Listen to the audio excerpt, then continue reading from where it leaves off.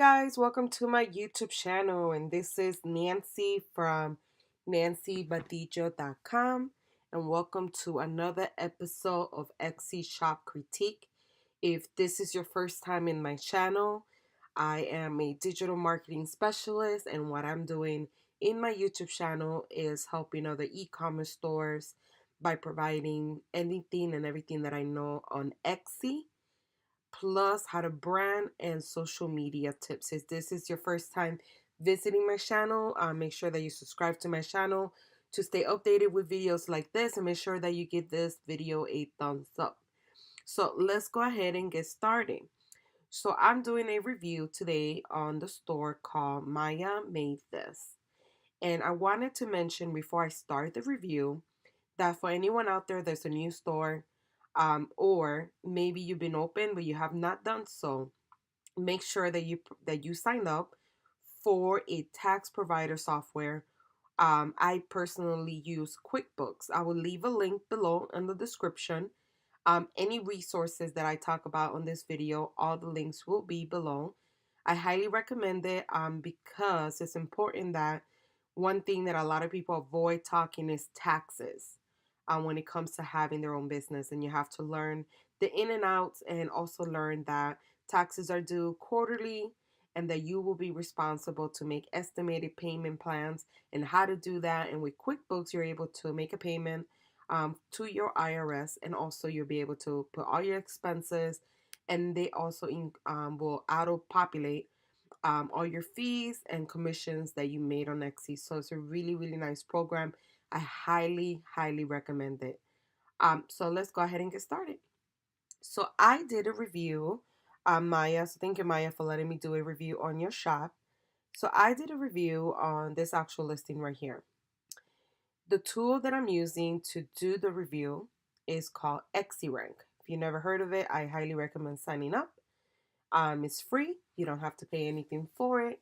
And you're able to do a lot of research on keywords, categories, look at your competitors, plug in your shop, and much, much more.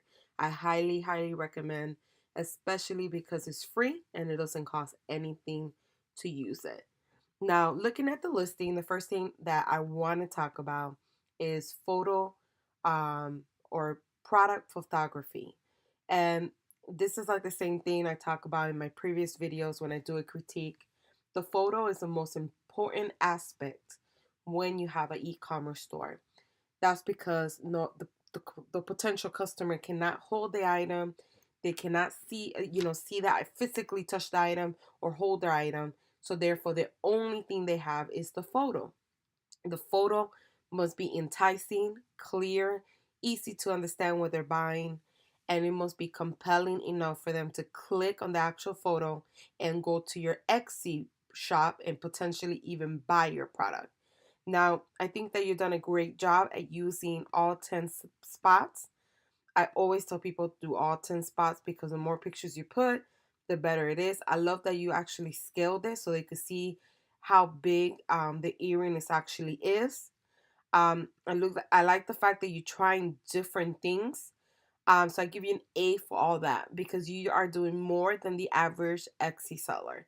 You have it in different angles. You have it in different, I guess, backgrounds. So in that sense, you've done a really, really good job. I think the first photo could be a little bit better, only because it should be very eye-grabbing and very compelling. In my opinion, I think it would do better if you had the earrings on someone, like having a photo of someone actually wearing the earrings. I think that would be an easier read. If I was looking at this picture without reading the caption or without reading the tags, which is majority of people, because unfortunately everyone is a visual learner now. Everyone has to see it. They don't read anything. If I was to look at it first glance, I can't really tell that they're earrings. I only knew that because I was browsing through the photos, and obviously because I already had looked at your listing. So therefore, my opinion would be is to change the way they look. And what I mean by that is by wearing them. If you wear them and somebody happened to see them, they know automatically that those are earrings, and if they want them, they're gonna click and buy. However, if they have to double guess and they think, oh, maybe they're bracelets, or maybe it's a ring, or maybe something else, and they're not 100% sure what it is, you won't make the sale. Just keep it in mind that a bad photo could prevent you from making a sale, no matter how amazing your product is. And the product, it is beautiful. However, your first photo, if not all of them as well, but at least the first one is supposed to be the best picture you have, because that's the first one that they see, is like first impressions. So I highly recommend changing and making it more noticeable and easier to understand that those are earrings. That would be my change in your photo. You could add potential, because your pictures are very similar. You could add additional, like maybe remove two of these and add call to actions. So I'll put a text image saying, click here to favor this item. The reason why you want to do that is because if they favor your item, later on, if you ever have a sale or you add more products to your shop, Etsy actually reminds the customer saying, hey, the shop that you like has reduced their pricing, or the shop that you like has new items. And that would lead those potential customers to come back to your shop.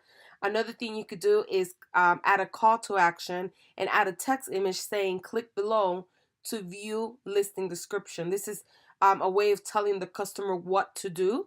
A lot of times people don't really know how to maneuver Etsy. They don't understand that there is a listing description where they could learn more about it.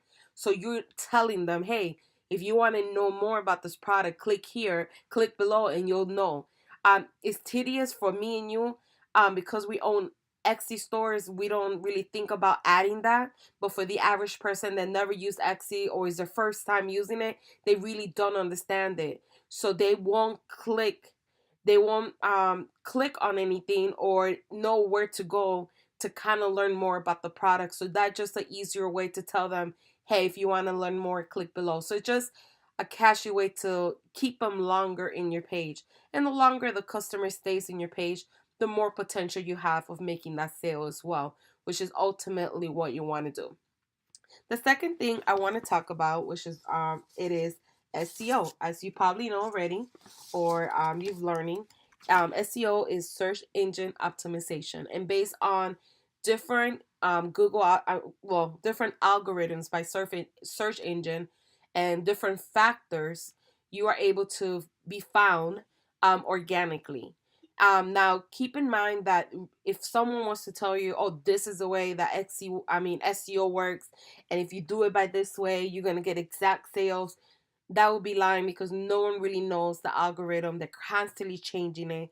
But there are factors to keep in mind, which are using or keywords that are not too competitive, making sure that your keywords, the most important keywords, are in the beginning of your title, and making sure that your keywords are also used in your listing description, especially in the first 160 characters of your listing. These are essential in order to meet the criteria to be found on the search engine, whether it's Etsy, Google, Bing, Yahoo, etc. So just keep that in mind. Now, when I look at your keywords, you are using a lot of keywords that are either very high in competition, which means a lot of people are using that particular keyword, or keywords that um, might be a little bit more broad that you want them to be. However, I do think that overall you did a good job at trying to keep that target audience. A lot of times people will put accessories, and that's too broad. And you have not done that, in my opinion. I think that this one might be a little bit broad, crimson leather, because it could be anything. It could be a jacket, it could be a book bag. So therefore, you're not targeting your audience anymore. Now you're targeting everybody, and you don't want to do that either, because then what happens is that you'll see that a lot of people have seen your actual listing, like you'll see your impressions high, but then you don't see no clicks. But that's because you're targeting everyone out there, because you're not focusing on your target audience. So therefore your impressions are high, but your sales and your clicks are low. So, or you might have high clicks but no sales. So you want to make sure that you keep an eye on that and make sure that you don't use words like accessories, jewelry. That's too broad. You want to make sure that you keep it to the actual product, what you're selling. So you're selling leather earrings. You're doing that by putting dark red earrings or leather earrings. Maybe try it like right here, red leather earrings. That is really, really to the T, and you targeting the product really, really well. You're marketing it really, really well, and therefore you'll find your target audience. I think you're doing a really good job with that. My only suggestion would be to change your tags. You definitely need to change them because the ones are very high. Even the medium competition sometimes are very hard to rank for organically. And also, if you were to run an Etsy ad, your cost per click will be a little bit higher only due to that there's a lot of people competing for the same keyword. So therefore, your cost per click does go a little bit higher. If you were to go to Etsy.com and you were to type in one of these that are high in competition, and I'll show you what I mean, you're going to see how many other people are using that particular keyword. So, for instance, if you were to search leather earrings, um, there are 79,000 other people using that same tag. So, therefore, this is why it's so hard for you to rank for that keyword because there's so many other people using that same keyword. So, therefore, you might end up in not on page 1 but on page 10 or 12, and you don't want to be there because for the most consumers they'll go to page 1 or 2 and they might not even go to page 3 to find your product. After page 1 or 2 they're done. So you have to keep that in mind. So what I would recommend is going to the Etsy rank and just doing the diligent work, just sitting and doing the research. You are in a competitive market, so unfortunately, it is going to be one of those that you have to do a lot of work of finding different keywords to see if you could find any. What I highly recommend is something that majority of people don't do is that, and I'm not only targeting you or saying that to you, I'm just saying in general, a lot of people don't do market research first before creating their products. They create the product and they hope for the best. And you should always check first if there's a demand for your product, if it's oversaturated, is the market growing in that area? Is it mature? Is it like, not growing? You gotta like understand that first in order to see if you want to put the time and energy. If you're putting products that is high on demand, but there's not, it's high on demand but not too many competition, then you're gonna make money. But if you put out products that are high in demand and also a lot of competition, that means you're gonna have to work twice as much to even get a sale. That means you're gonna have to run multiple ads. You might have to, add a lot of products. You might have to promote it crazy in social media. You're gonna have to do so much more than if you would have a product that didn't have that much competition, that you could throw in 30 products and make as much as stores that have thousands of products. So it's so important to do that. And now in this scenario, obviously it is what it is now, but definitely in the future when you are adding new products, I know you mentioned you're going to add additional products to your shop. Do the research first to see what is needed or what are people looking for, and if there's not a lot of competition, create products for those people, or create a robust line around products that you sell a lot now at your store. As you can see, I put in red leather earrings dangle just to kind of play with this and see and look at how much competition you have. I mean, there's just leather earrings. There's over 50,000. I mean, we saw those a few minutes ago. Bohemian earrings over 50,000. I mean, it's just going to be one of those niches that it does get very, very difficult. Now, do not take a keyword because it says low competition just because you're like, oh, I found one. Make sure that's very precise to what you're selling. So if it doesn't go with what you're selling, don't change it.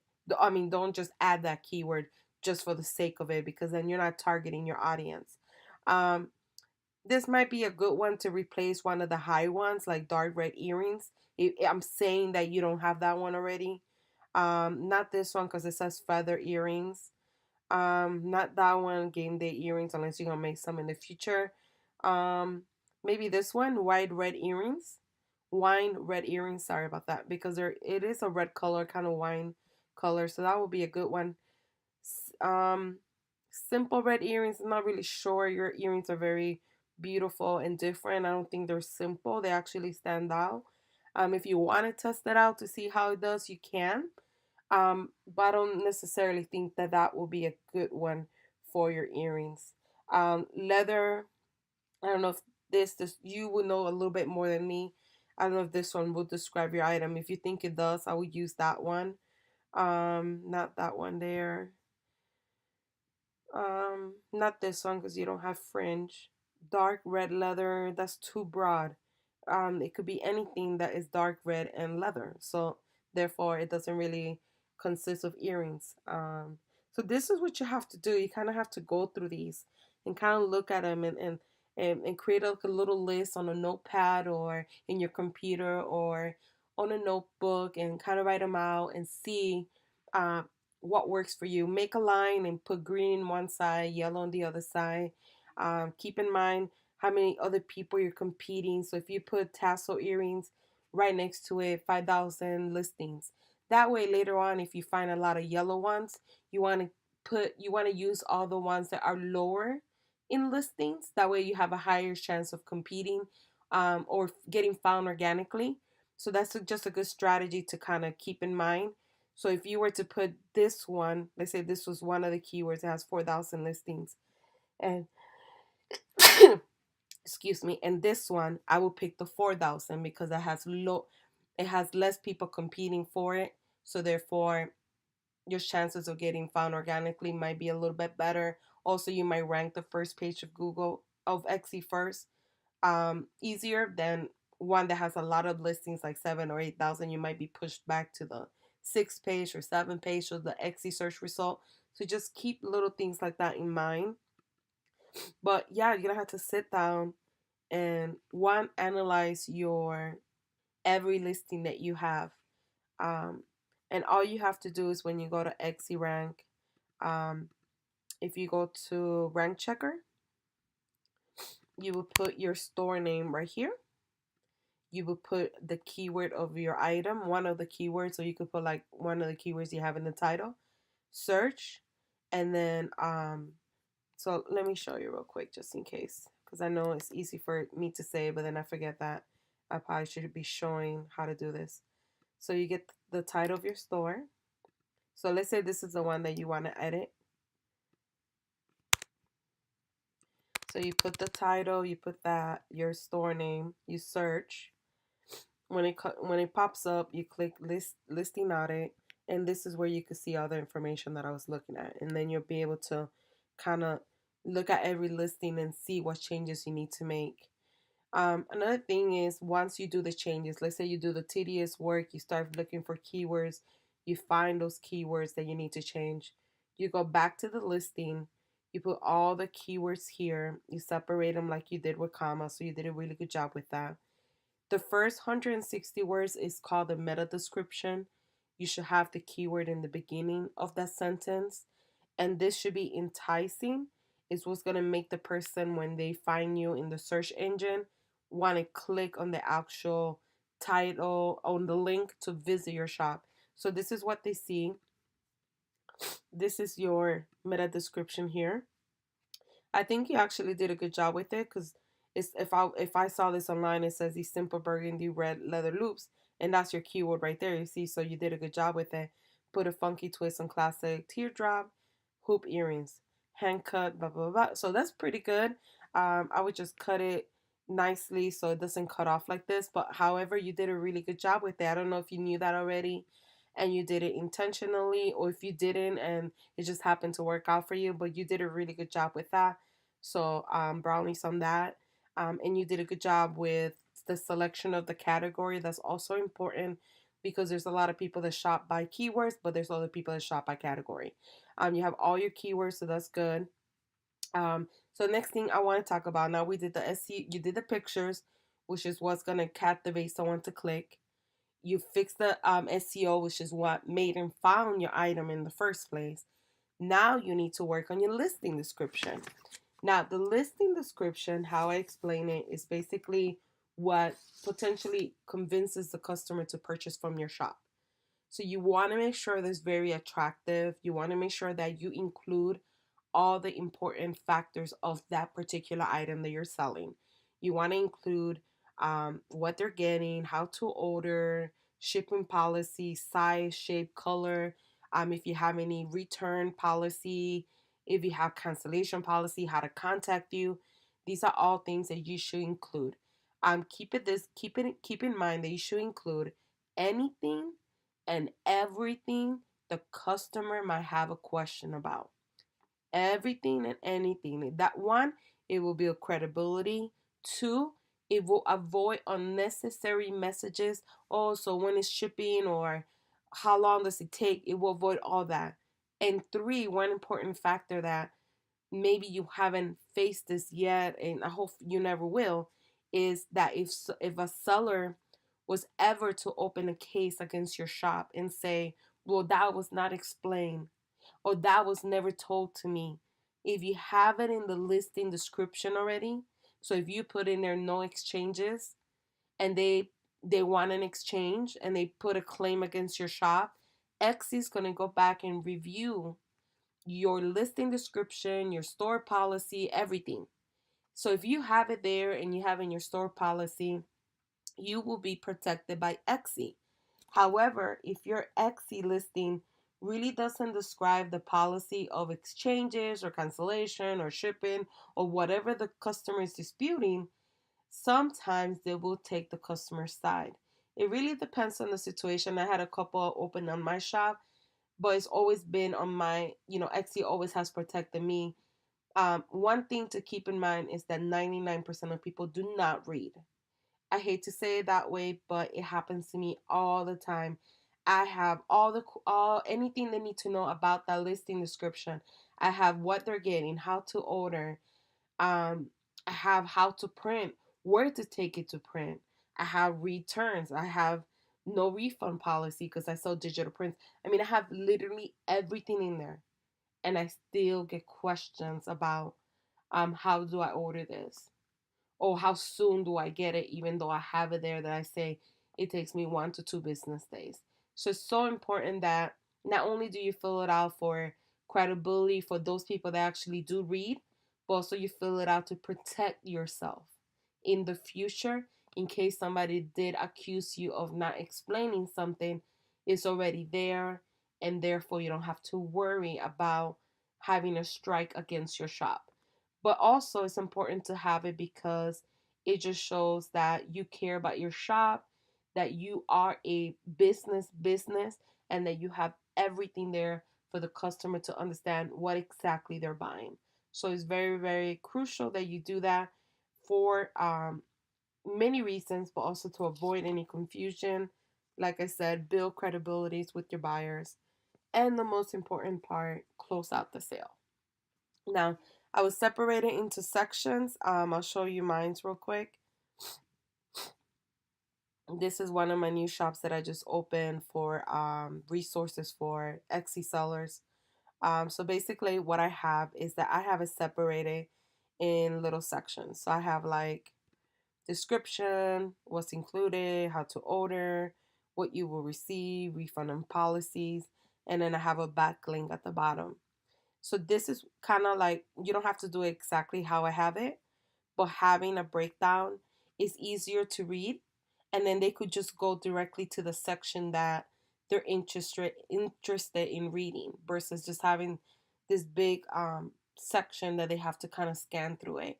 I will add a backlink like of your homepage like I did, because the backlink, what that does is that if somebody finishes reading the listing description, when you're on a computer, you have the habit of clicking back, or even on the cell phone.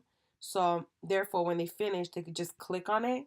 It takes them to the home page, and they stay longer in your Etsy shop without leaving it. So that's a nice thing, because the longer they stay, the higher the potential of you making a sale. So you kind of want to keep them there longer. Um, I will also do like other links, like say click here to view similar items. You have these here that are different colors that are very similar. So I would do that because maybe the person didn't see those. They don't like this color. They like the actual product. Maybe they wanted like a different color.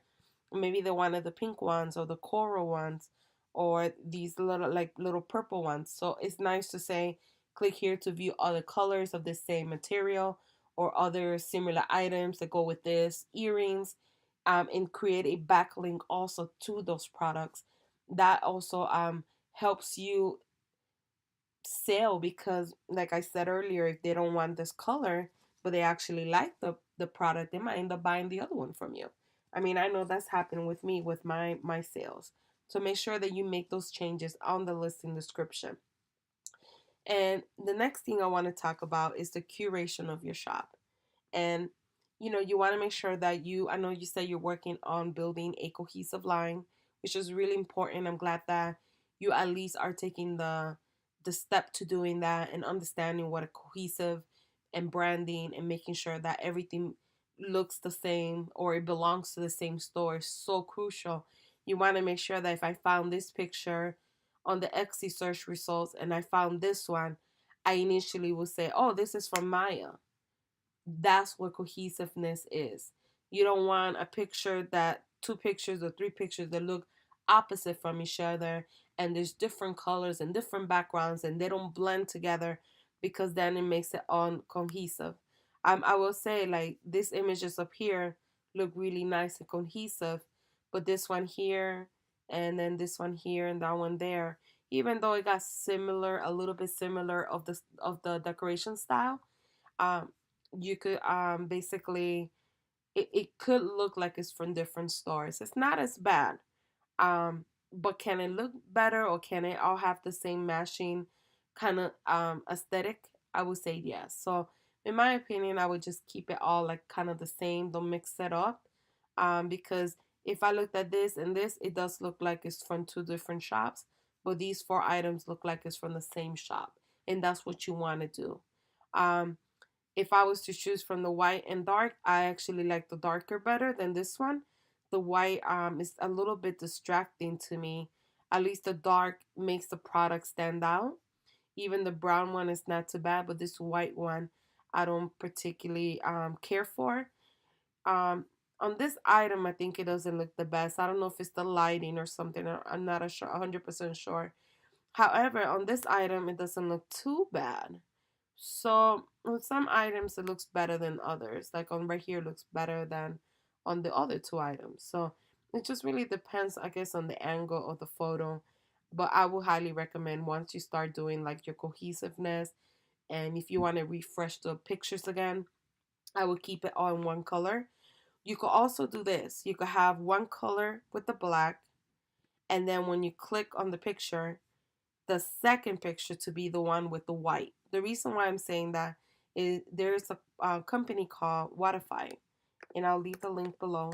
And with Watify, the first 30 days is free, so you don't have to pay anything. If you decide to stay with them later, it's between $5 and $30 a month, and they only charge you based on how much you make. So it's really nice. They won't charge you more than they have to. And with Watify, you could try it for free. You could put the first two images, they'll test out for 30 days. So what they do is they swap your pictures for 30 days. For a few minutes you have the white picture, then you have the black, and then you have the white and the black, and it keeps going back and forth. And in 30 days they'll crunch the data and they'll give you like analytics on your photos. They'll tell you which photo got you more impressions, which photo got you more clicks, and which photos got you more sales. And then you could really, really know, oh wow, all the black photos got me more sales than all the white ones. Or maybe it's vice versa. All the white ones got me more sales than the black ones. Then you could kind of have an idea of what background you should make all your photos on. And once you have that information, then what you could do is go back and redefine the photos because some of the photos do need a little bit of work. So if the photo does need work, like this one here, I wouldn't just use all of them like that. I will make them look a little nicer, like this one here. I think it's just a flash or something. I think it's too light, I believe. But, I will go back and fix it. However, that's a good way to test out and see what works better. What are people responding to? Um, I do like your logo. I think it's very cute. I love your name. I think it's very catchy. I love your picture. I think it's very welcoming. I like that I could see your face. A lot of people put a picture and it's like their full body and you can barely see who the person is. So it is important to make a connection with people. I like that you have a tagline. I think your tagline is very cute. um Make sure that you have your reviews. Well, I'm not gonna go over them. You're doing an excellent job. So this person, they gave you, you're gonna get these people that is their mistake or they didn't read something and they still want to give you a better review, which I wish those reviews could be taken off because it's very unfair. But you're doing an exceptional job with your reviews. You have your location on, which is great, so people could build that trustworthiness with you. um, this is really nice here. You could do actually also a newsletter saying, hey, uh, get 10% off of your purchase if you sign up for my newsletter. I have it on my shop. I actually did an article on it on my blog. If you go to nancybadija.com, the link is below, where I show you, you put a call to action like this, and you say, want 10% of your order, sign up for my newsletter to receive your instant coupon. Click link below in the listing description, and you could sign up for a, and this is the link here, and they have to copy that and put it up here to get the coupon. And the nice thing is that you don't need to have a email provider like AdWeber or Constant or Mailship that costs money. You can actually do it for free. I have a link below for a company called Maillight, and they give you the first 1,000 subscribers is free. So you can actually have a newsletter for free without paying any money. I highly, highly recommend it because it's easier to market the customers already purchased from you than retain new customers. So start doing it now. Don't wait till next year. Don't wait until you add more products. It doesn't matter whether you have one subscriber or 10. People don't know that. When you send an email, they don't know whether you have one or 2,000 subscribers. So don't worry about, well, I don't even have any. Or what's the point of doing it? If someone signs up, they'll be the first one. It doesn't matter. Start it. Because the money is on the list. It's easy. And then once you start adding the new products, later on you could email those people and say, hey, just to let you know, I have new items that you might be interested, and then you keep doing that monthly or every 2 weeks, and you start building more traffic to your shop. So it's very, very recommended to do it. If you don't know how to do it or how to set it up, I have a video about it, so make sure that you go and view that video to kind of get the idea of how to do it. But yeah, that's basically it. You did a good job with. I was looking earlier today your about me. I think that you've done an excellent job at portraying your products. I actually like this picture. It's really, really cool. Um, you know, the nice thing about your shop that I don't see very often is that I could tell you care about your shop. You took the time to do little details. A lot of people overlook a lot of stuff on Etsy, and those things that people overlook cost them a lot of sales. So it's really nice to see a store that has tried to fill in every single feature that that Etsy provides you, like adding your links, adding your about me section, adding photos, having the updates here. I mean, this is really, really good. I think that you're doing a really good job in that sense in connecting with people. People are emotional buyers. They want to know who you are, why you started, why they should buy from you. And also keep in mind, guys, that when you have an Etsy shop, you have to treat it as a business, as a real business. You have to, make sure that you have a great banner, that you have great photos, that if you look at the most prominent shops, they have the beautiful banners, and in the banners, they have the social media links, they have their hours of operation, they have their website address, they have how to contact them. These stores, they go up above and beyond to build a really, really beautiful brand, a store that tells their storytelling, that they share why their passion is jewelry or whatever they sell. So that's so important to do that, to show your style, to have personality, to have complimentary photos of each other. So I think you've done a really good job with that, to be honest with you. Even your banner, can it look better, or can you have a better banner? I think you can, but in a way, I love your banner too. It's kind of like, I always like the banners that have like the links and the social media and all that stuff.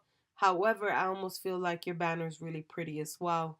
Can we all improve? Obviously, we can. I mean, I know my shop, I could improve it as well. So, um, I would look at other shops, like the shops that sell like a lot in jewelry. If you go to craftcount.com, you could see like the top shops that sell earrings or jewelry and kind of see what they're doing and get inspired. I'm not saying to copy them, but don't reinvent the wheel. Like, look at what they're doing, kind of like step out and look at what design they're using.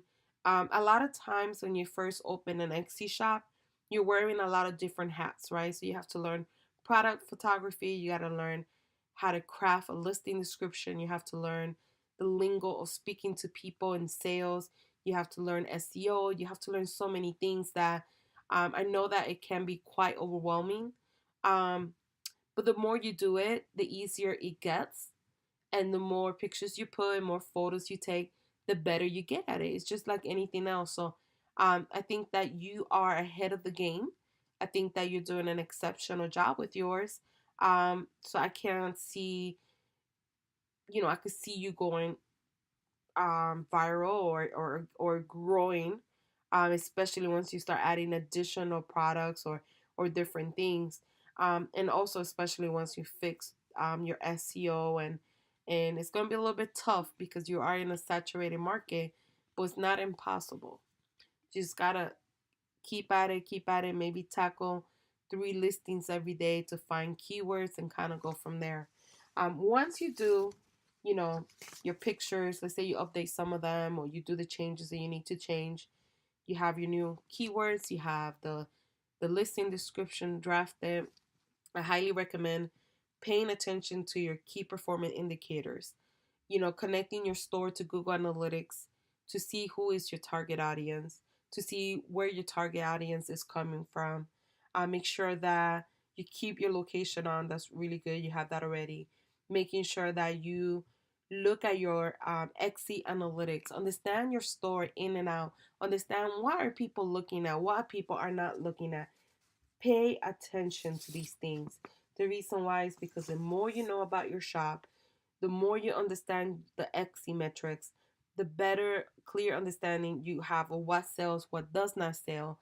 Then what you could do is focus on the things that do sell and create a robust line around those products versus wasting your time on products that are not selling and you creating additional products on top of that.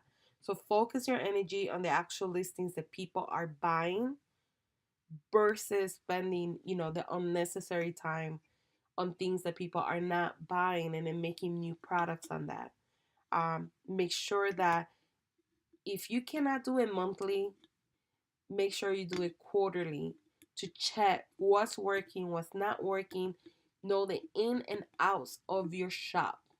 Make sure that you do that. It's so important.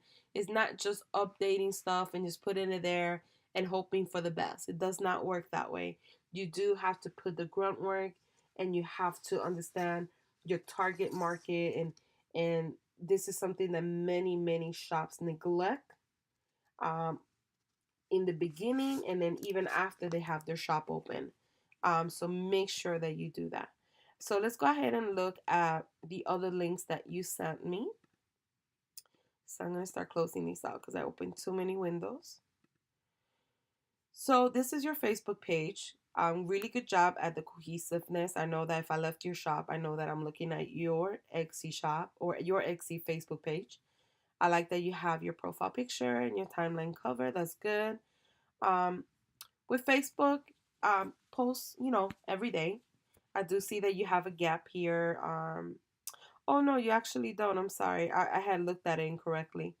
The only gap I saw was like from August 31st to the 3rd, and I know that that's probably because of the Labor Day and all that, which is fine. I mean, I'm sure a lot of people were out, so it probably didn't really affect you that much.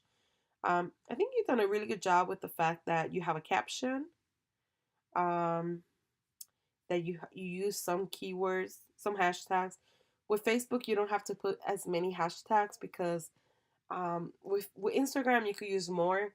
With Facebook, 2 or 3 should be fine. Um, what I highly recommend is putting your link of your shop in your caption here. Don't assume that people are going to click here. A lot of people don't even know how to use their Facebook accounts correctly. So if you don't put the link here, they're going to be like, where do I click? Keep in mind that people time spans are very short. They get distracted by everything. So they're looking for it. Someone else talked to them. They left your page. It's that simple. It's that quick. So every time you do every time you do a post, put the caption, whatever you're talking about, make sure it's compelling, is related to your shop, which you do, and then put click here and then put the link to view these earrings, or click here to view my shop, or click here to shop now, or click here to view specials, or click here to view new items.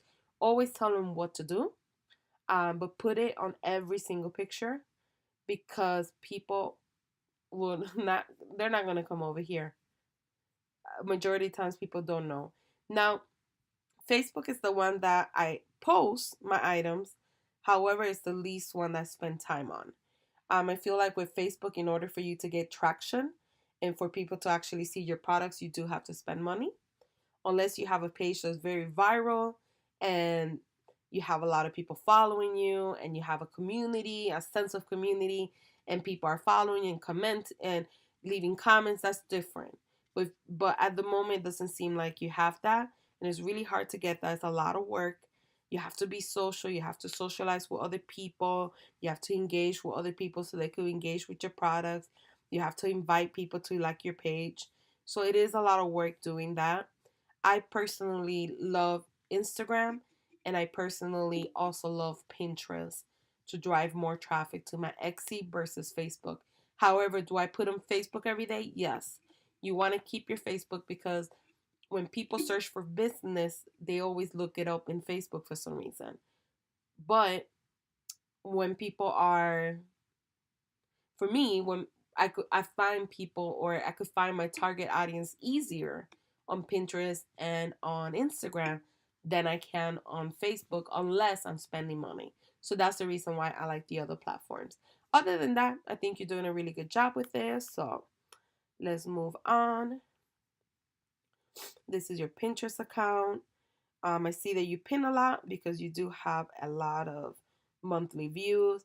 Now, I don't know how many clicks you get to your Etsy shop. I will fix this right here, make this smaller so it doesn't get cut off. I like the fact that you have your link right here. You do pin a lot, which is great. I tell people, when you don't know what to do, how many pins, just pin, pin, pin, pin, pin. If you don't have time to pin, you can use a software called Tailwind. That's what I use. I'll leave a link below.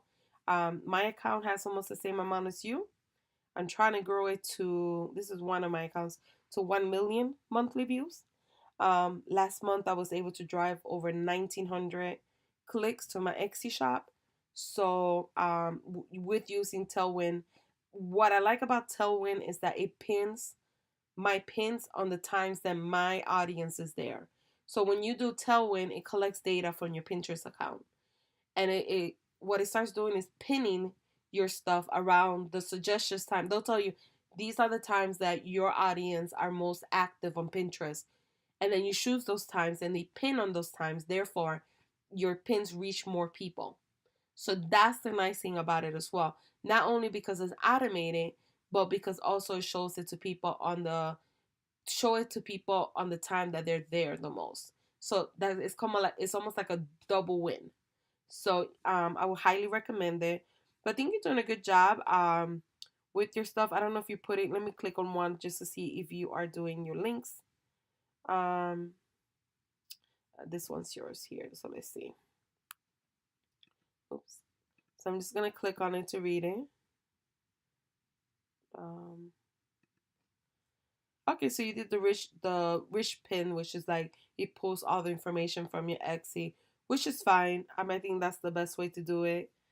So yeah, you're doing a really good job with it. I think that I don't know how much traffic you're getting, because you could have a high monthly view just because you're pinning all the time, but doesn't necessarily mean that you're getting a lot of clicks to your Etsy shop, because maybe you're pinning on the wrong times.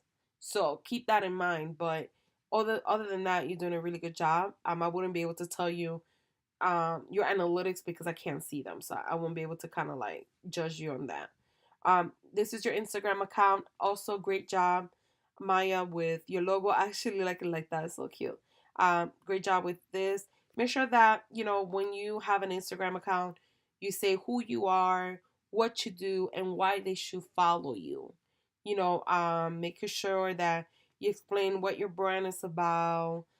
So you have that here. That's great. You say affordable jewelry. That's great. You have your discount here as well. What you could do is use an software called. Let me show you. Sorry, it's an account that I'm working on building. So this is my Instagram account. I have a lot of Instagrams account. Um, the one that you just saw is a fitness one that I'm growing. So I have a lot of different projects right now. But this one here is my main account. So if you click here, I have this thing. It's called Linktree free. I'll leave the link also below. And it lets you add additional tabs, you see?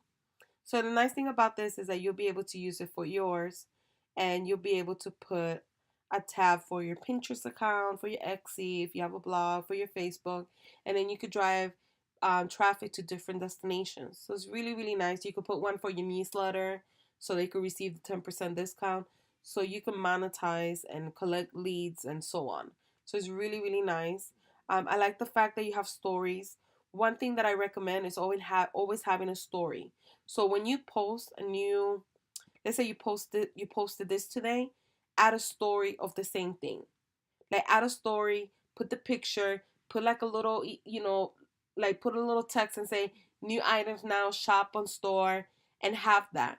For some reason, I've noticed that when I have stories, because the little circle starts circling here, I get more attention. Like I get more views, and therefore I get more clicks and even more followers. It's just the weirdest thing, but I've noticed that a lot. So anytime you add a new product, add it to your stories as well. Just take this, you could use the same picture. You don't have to do nothing extra. It takes you 10 seconds. Use the same picture, upload it, and just put something like um click link to shop now, follow me at Maya made this. And then also another trick that you could do that a lot of people don't know is that you could put hashtags in the story. So you know how when you click to put the actual text, you could put hashtag jewelry, hashtag Etsy finds, hashtag Etsy seller, whatever. Put it in there. Shrink, like once you're done putting the hashtags, do 20 to 30. Put done. Shrink it with your fingers. You could minimize it and then put an emoji or put a sticker over it to cover the hashtags. So that way it doesn't look like, oh my gosh, it has all these hashtags. It looks like spam. Like you putting the emoji, they don't see it, but now you're targeting all these people. You could do that with hashtags. You could do it with different locations. So it's a really good trick to get more people to see. And stories right now is trending a lot. So if you have stories when a lot of people don't use it, you're in the advantage of getting view more. And it's better to get started on that now than when everybody wants to jump in the bandwagon. Do it now so you can establish yourself. Now, I do like the categories. I think you did a really good job with this. Um, to be honest, I think you're the first Etsy critique that has made stories and have like little sections for it. So really, really good job. Um, on your list, on your post. Let's see. I love that you took time to write and be detailed about it. Um, so what I would do is like make them do something like a call to action, like say, um, let me know if you like these earrings, comment below, or double click to show me some love. The reason why I say that is because in order for your post to go viral, right, on Etsy, one, it has to be on the top up here. So these are the top posts, you see? So you're using a hashtag that really doesn't have a lot of competition, which is a good thing and a bad thing. It's a good thing when you don't have a lot of engagement, because the potential of people seeing you more is a little bit higher by staying up here. It's a bad thing because let's say you did have a lot of engagement and a lot of comments and a lot of likes when you post something. You want to use hashtags when you have a lot of engagement, okay? You want to use hashtags that are high, like millions. That's when you go viral. If you were to get a lot of comments here, you will not go viral because not too many people use this hashtag. I hope that makes sense. I think I'm going to do a video about this later on. But if you don't have a lot of engagement, you want to use hashtags that are low in competition. If you have tons of engagement, then you want to use a hashtag that is in the millions so you could go viral. I hope that makes sense. But you've done a good job at least in the hashtags as well. Um, Also, once you do your aesthetic and you want to have the cohesive, make sure all your pictures look the same. I try mine's. I mean, I know that I probably have to work on some of my posts, but I really try to have a cohesive look, of keeping the same colors and pictures. And then I have these here, and then I have these three colors that I stick with on every post. So I try to be very cohesive with it so it could look like a brand, it could look nice. I also share personal stories about myself because I have a brand. I do that. I'm the brand, so I say how I got started. I share personal stuff because you have a business. You could potentially share who you are once in a while, but that's it. Like, don't put like pictures of your dog or pictures of anything else, because you want to keep it as business oriented. You've done an excellent job with it. I think the nice. I love this right here. You have personal personal pictures of yourself. You're very beautiful. Personal pictures of yourself, so that's wonderful. Now, I will say that you have been one of the most impressive critiques. Only I say that because you have taken the time. You could tell you have taken the time. You could tell that this is your passion, that you want to make this as a full time, unless it's already a full time job. Um, and that's what I tell other people. If you put that much effort, I can't even imagine once you keep learning and growing and adding more products and tweaking here and tweaking there, how great of a shop you already have. I can't even imagine how big it's gonna get. So really, really great job. So this is my critique for the day. I hope that you guys learned something in the critique. I really want to make my YouTube channel a as a community, as a sense of community, that we all come together and help each other to thrive in Etsy. We all have room to grow on Etsy. If you found this video valuable, please give me a thumbs up. Make sure you leave a comment below with something positive about her store, or something that you like, or or anything that she might need to change, that you think she should change, especially if you have experience in this market with earrings and jewelry. Leave a comment below. Let her know something that she could tweak that I didn't talk about. We need to all feed it here and help each other. I don't claim myself as an expert. I just share my experience of a digital marketer that does Etsy as well, and I want to help other people. So yeah, just go ahead and leave a comment below. Thank you guys for watching. You guys have a wonderful day.